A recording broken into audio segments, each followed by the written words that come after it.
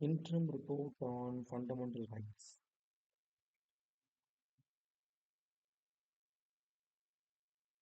I do not wish to interrupt the speaker, but dealing with the clause 18 is rather giving a wrong impression of a whole clause. Mm, so it's on the rights to freedom. The clause 11 is regarding the labor, trafficking in human beings, forced labor is any form of including a big or involuntary servitude except the punishment of crime. Therefore, the party shall be duly convicted. Hmm. Things of laws can prevent a state from imposing compulsory service of public purposes without any discrimination on the ground of race, religion, caste, and classes. Ambedkar. Point I want to make is that while I have no objection in the redrafting of subclause A and B in order that they may run in the compact manner, I have certain amount of doubt as to whether the dropping of the explanation is in the concerns with the desire of the majority of the members of the advisory committee that the state should not have the power to any way of introducing compulsory service. Mr. Munshi suggested that if the clause stands as a redrafted, if the explanation is omitted, none of the list state would have the right to introduce compulsory military service. It have not had sufficient time to apply any mind to the consequences of the proposed change. That is, dropping the explanation, but I fear the dropping of the explanation in the retention clause it forms in the which a state may oppose and serious consequences because the beggar is also something which is imposed by the state. So far as I know, the Bombay figure is demanded by the state for certain public purposes, and if the state is prohibited from having beggar, it is perfectly possible for anyone to argue that even a compulsory military service would be better.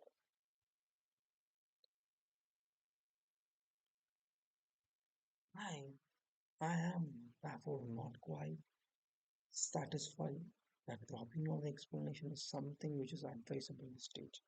I am not in a position to suggest any defined course of action in this manner, but I think I shall sufficiently discharge my duties if I draw the attention of the House to doubt which I have mind about the effort which is dropping on the explanation may have the right to the state regarding the compulsory service either for a military purpose or a social purpose for the state. My suggestion would be that the stage we should not drop the explanation. Leave it as it is and have the whole matter reconsidered when the provisional constitution and federal constitutions get drafted in the final form. May I make a suggestion? We have heard the argument Sir Aladi Krishnaswamy Iyer, who has said that according to his reading of the ruling of Supreme Court of United States, even if the explanation was not there, the state would be permitted to have a compulsory military service. Fortunately for me, I also happen to look into very same case, which I am sure Anadi has in mind. I think he will agree with me if he looks at the reason of the judgment hypothesis that the political organization, the free citizen, has a duty to support the government as every citizen has a duty to support the government. Therefore, compulsory military law was doing nothing more than calling upon a citizen to do duty which is already owes to the state. I submit that it is a very precocious foundation for the important subject as necessary for compulsory military service for the defense of the state. I submit that we ought not to rest concerned with the kind of reasoning which Supreme Court of India may adopt or may not be adopt. Therefore, my suggestion is that, just as a case other clauses dealing with the citizenship, you were good enough to remit the matter to a small committee to have it further examined. It will be desirable that the question as to whether the explanation should be retained or not may also be remitted to the same small committee, which should report to the House. It will then be possible for the House to make a correct decision in that matter. Mr. President, I think it's not necessary to have any further discussion, which has been made acceptable to the House.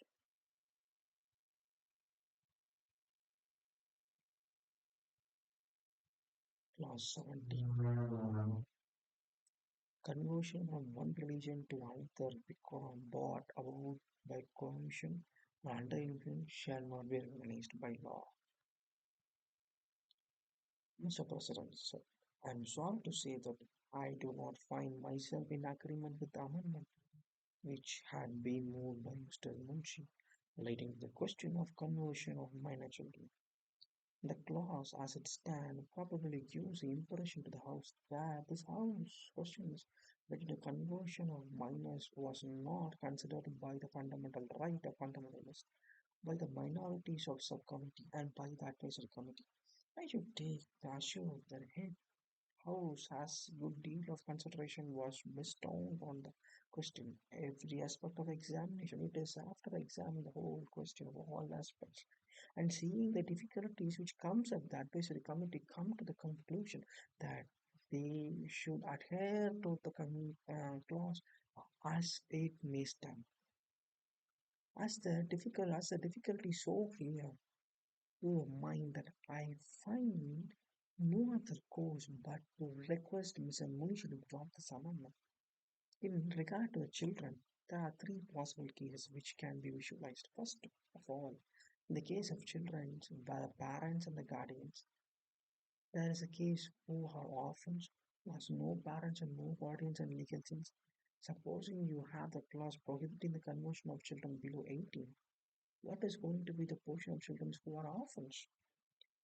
Are they are all going to have any kind of religion? Or they are not going to have any kind of religion instruction given to them by some of them who happen to take a kindly interest in them? It seems to me that the clauses as wanted by Mr. Munushi was adopted beyond. There is no child below the age of 18 shall be converted if it follow the children who are orphan, who has no legal guardian, cannot have any kind of religion instruction. I am sure that this is not a result of the House would be happy to contemplate. Therefore, such a clause of subject shall be an except from the operation of amendment proposed by Mr. Munshi. When I come to other state where children with the parent and guardian may fall into two categories. For the sake of clarity, it may be desirable to consider the case separate. The first is when children is converted with the knowledge and the consent of the guardian and the parent. The second case, the children of parents who has become the converts. This means to me that there would be a prohibition upon conversion of minor children with legal guardians. If the conversion takes place without the concerned knowledge of legal guardian, then I think a very legitimate position. Emotionally, who want to convert child is under the lawful godship of some people. So accordingly, the law of godship is entitled to regulate the control of religious faith and a particular child. Or to display that the person guardian has the right to have notice and having knowledge that child is being converted to another faith. That I think it's simple proposition in which there can be no objection. When it comes to our case, yeah, parents are converted and we have considered the case of children, then I think we come across that I might say a very hard rock.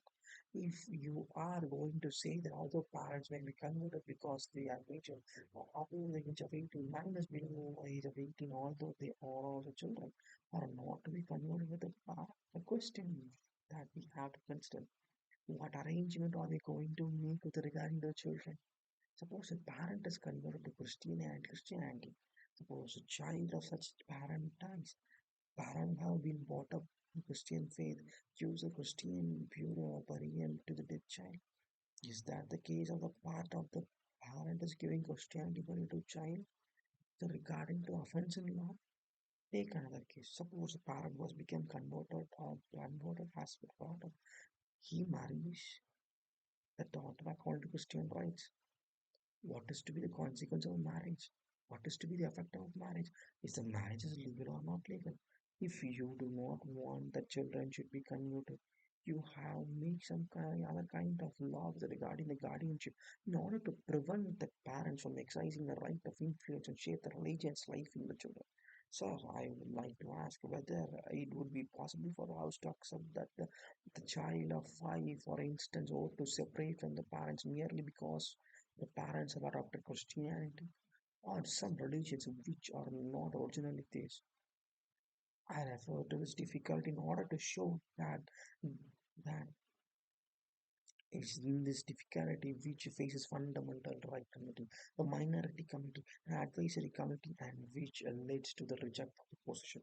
It was because we realized the acceptance of the proposition, namely the proposition now be converted below the age of 80, would lead to many disputes and so many legal consequences that we thought it would be better to drop the whole thing together here and here. And the mere fact that we have made no such a regulation reference to class 70 fundamental right does not, in the judgment, prevent from registration when it becomes operative and make any law in order to regulate the matter. My submission, therefore, in reference to that clause to the committee for further consideration is not going to be produce any better result. I have no objection to the matter being the furtherance examined by the person who feel different about it. But I do like to say that all the three committees have given the best attention to the subject. I have therefore come to the conclusion, have been with regard to all the circumstances of the case, the best way would be drop the clause altogether. I have no objection to the provision being made that the children who have the legal lawful guardian should not be converted without the knowledge and notice of the parents. That I think ought to suffice in this clause.